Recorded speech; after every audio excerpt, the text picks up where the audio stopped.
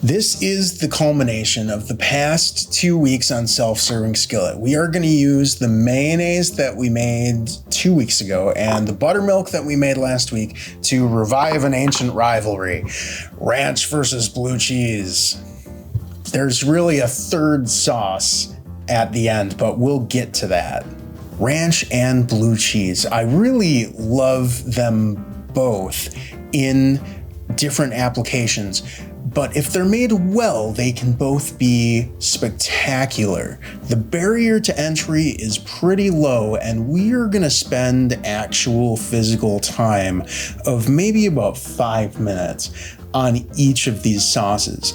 They do both, however, benefit from chilling out in the fridge overnight. Anytime that you can get flavors to marry slowly, that's where you wanna be. Let's start out with the ranch. Now keep in mind, this is Self-Serving Skillet, so I want to make a batch small enough for just me.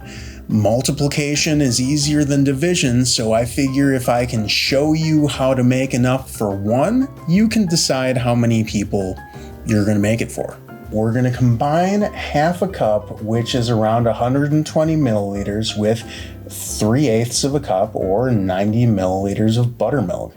To that, I'm gonna add around 2 little spoons each of garlic, black pepper, and a big spoon of fresh dill. If you're using dry, start with about half. As some of you may or may not know, I am slightly and selectively dyslexic.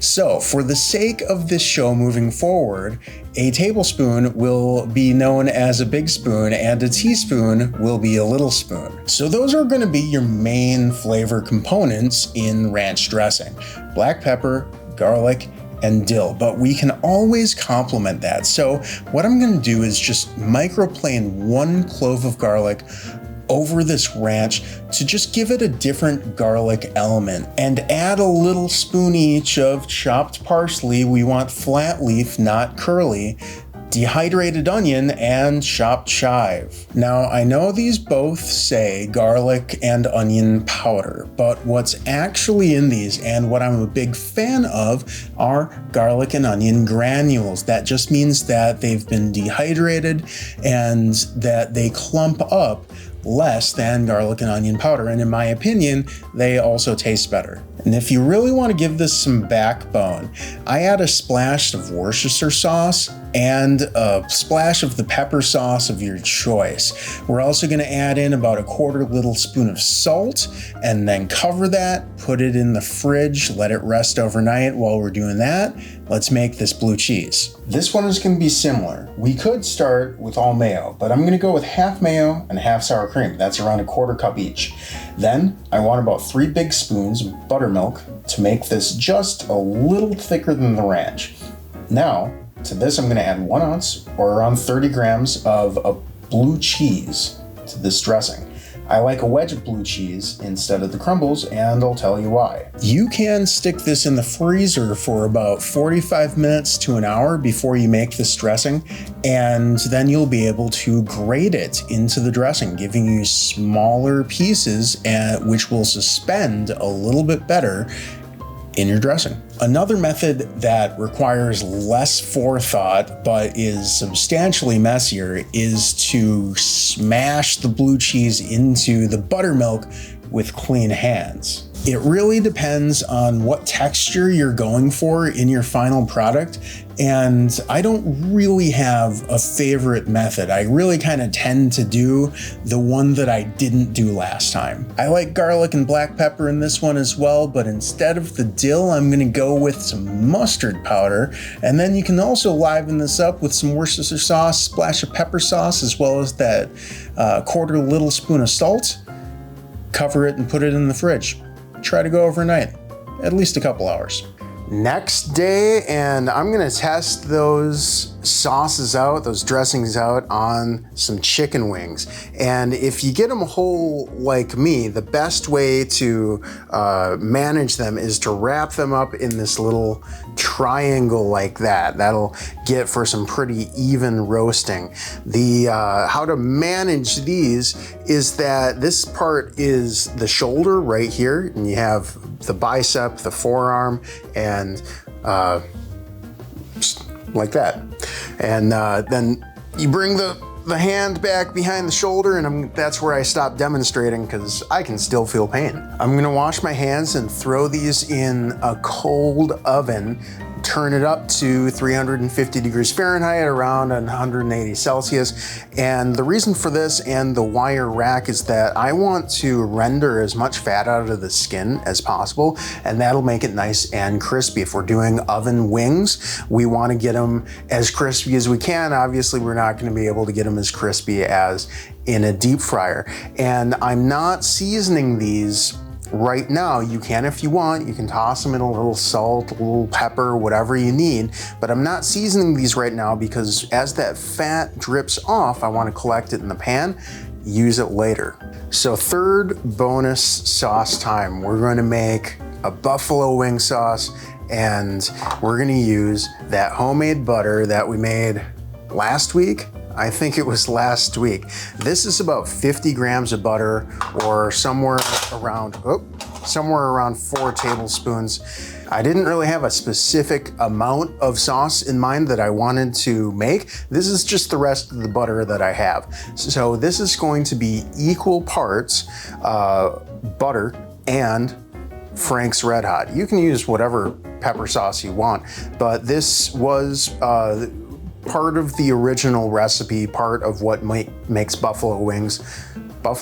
And you can stop there if you want. That's really all that's required for the buffalo wings, but I'm gonna go a couple steps further, and I'm gonna add a little soy sauce for an umami boost and a little vinegar for some acidity. And I also like to use a larger pot than I think I need for this. The reason being that I can shake my wings up in the pot. I can put the lid on and spin them in the sauce. No extra container required. Once the oven got up to temperature, I let these go for about another 30 minutes, and at the last maybe 2-3 minutes, I turn the broiler on to get a little bit of color into them. And I'm gonna do wings 2 ways here. One is gonna be with this buffalo sauce that we made here.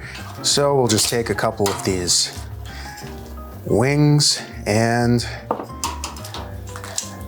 lay them in this buffalo sauce. Put our lid on. And we can spin them. They'll get nice and coated in buffalo sauce.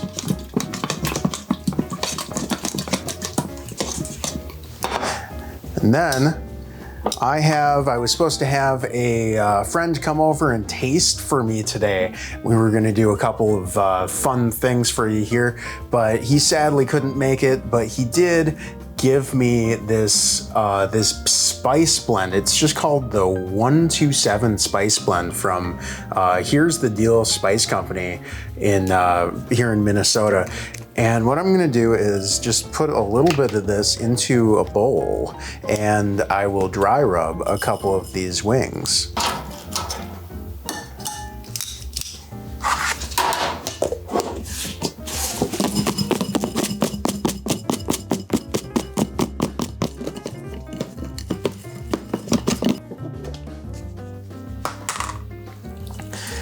All right, that looks pretty good. All right, ranch and blue cheese, what better way to test them out than with wings? These two sauces usually kind of do their own thing. You're usually in one camp or another, depending on if you want a salad, or I know some people that dip their pizza in it. But with wings, it's really when you're asked your preference. Do you want that with ranch or blue cheese? So let's test them out. I'm gonna go for this dry rub first. I'm gonna just remove this wing. That bone popped right out there. Oh, good dry rub. Okay, so these are so tender that those bones are just popping out, and I am just left with this meat. So let's go ranch first.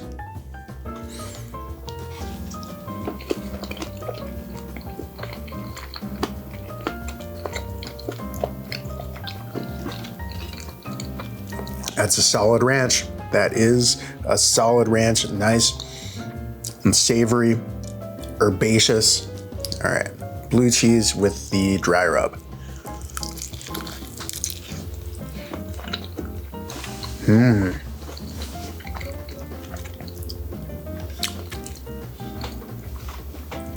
Doesn't work quite as well with the ranch. They're both kind of doing their own thing.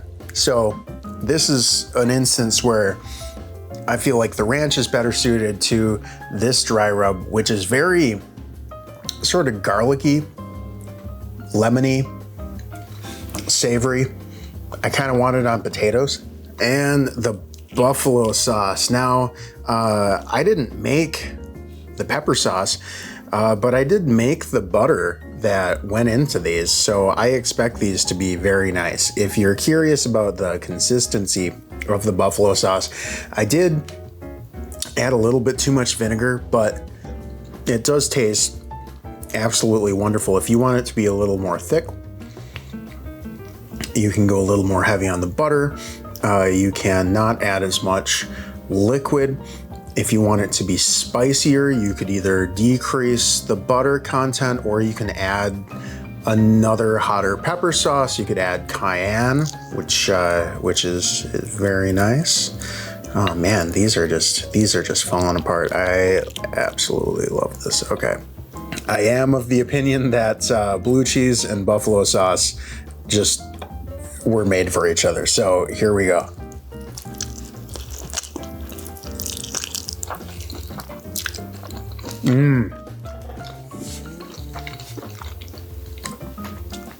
It's a classic flavor combination for a reason. It's heat and cool. It's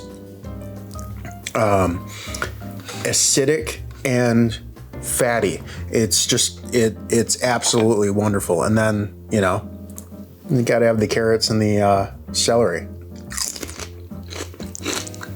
Like this video if you're feeling educated and or entertained. I'm gonna leave the mayonnaise video in a card right here, but I also made that homemade butter that I made the buffalo sauce with and the homemade buttermilk that I made the dressings with. I'll leave that video right here, and then based on your wants and needs, YouTube recommends this video next.